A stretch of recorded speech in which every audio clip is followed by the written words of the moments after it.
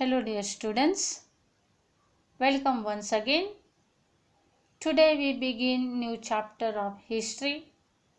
Chapter number 4, Maharashtra before the times of Shivaji Maharaj.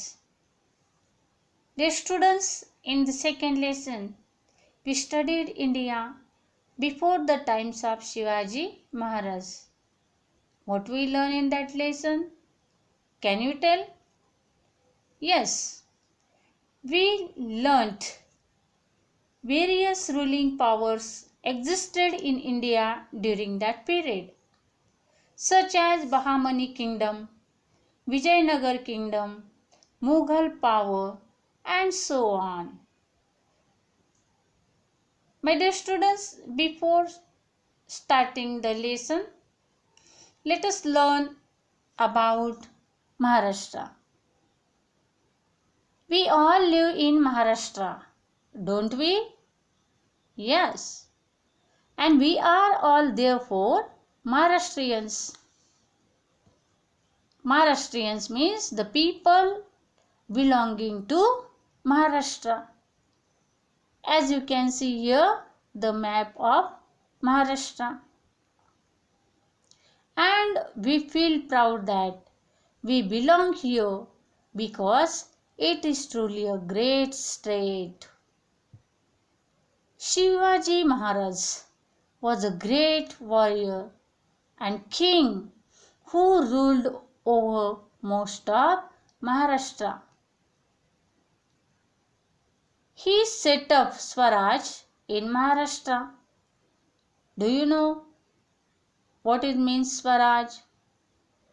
Swaraj means self-government, and self-government means our own rule. There is the preamble. We, the people of India.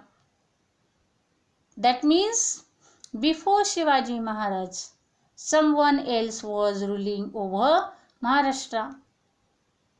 A large part of Maharashtra was under the rule of the Nizam Shah of Ahmednagar and the Adil Shah of Bijapur. My dear students, you can see the Nizam Shah's kingdom marked in dots. The Adil Shah's kingdom is marked in lines. Most of northern India was ruled by the Mughal kings. As you can see, the Mughal kingdom at that time marked in a dark square. So, my dear students, at the beginning of the 17th century, Christ era, most of the territory in Maharashtra was under the control of such peoples. Such states means Nizam Shah, Adil Shah and the Mughals. The students Mughal had entered from Khandesh, and what is their motto to enter in Khandesh? Their motto was to expand, to spread their power in south. There were settlements of Siddhi people who had come from Africa along the coastline of Konkan. Dear students, Siddhi people come from Africa. Not only Nizam Shah and Adil Shah entered in Maharashtra, but also Siddhi people were come from Africa, and there was a competition and conflict amongst the Portuguese, the British, the French and the Dutch who had come from Europe was getting intense during this period. Dear students, some countries Some people such as Portuguese, the British and French, Dutch, they came from Europe, and there was the competition amongst the Portuguese. There was stiff competition amongst them to capture the markets for trade. Just we learned that there was a competition amongst them. Why? To capture the markets for trade. The Portuguese had already established their rule in Goa and Vasai on the western coastline. Dear students, the Portuguese established their rule in Goa and Vasai. The British, the Dutch and the French had found an entry through the medium of trading companies by setting up factories. Dear students, here the Europeans, not Europeans, here British, Dutch and French, they settled their factories. This is their aim. Now all these powers assess the strength of other powers, kept themselves safe and tried to dominate as much as possible. This conflict had created instability and insecurity in Maharashtra.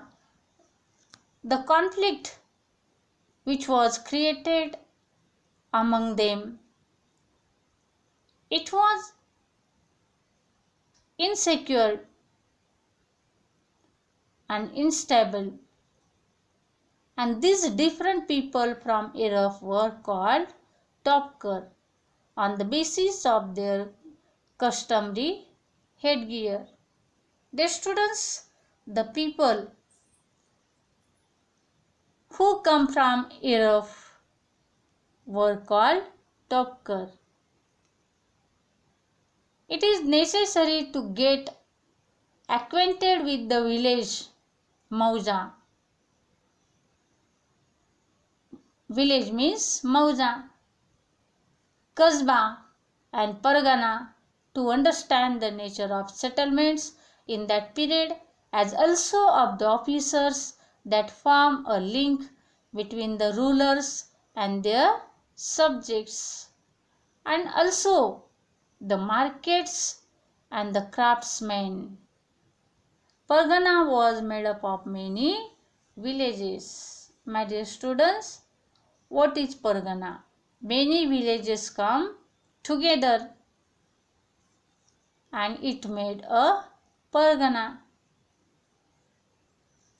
Generally, the headquarters of a Pargana was called Kasba. Now, we learned many villages come together and they made a Pargana, such as Pargana was the headquarters which was called Kasba. It means the headquarters of Pargana was called Kasba. And what is Kasba? A village smaller than a Kasba was called Mauza. Dear students, remember here, keep in mind, Pargana means many villages come together and they made Pargana, and headquarters of the Pargana was called Kasba, and a village which is smaller than Kasba was called Mauza. So let us get acquainted in brief with village, Kasba and Pargana respectively. My dear students, we will learn about these in our next period. My dear students, read the lesson, means read the part which just I have taught you. Read carefully and try to understand it. Thank you. Have a nice day.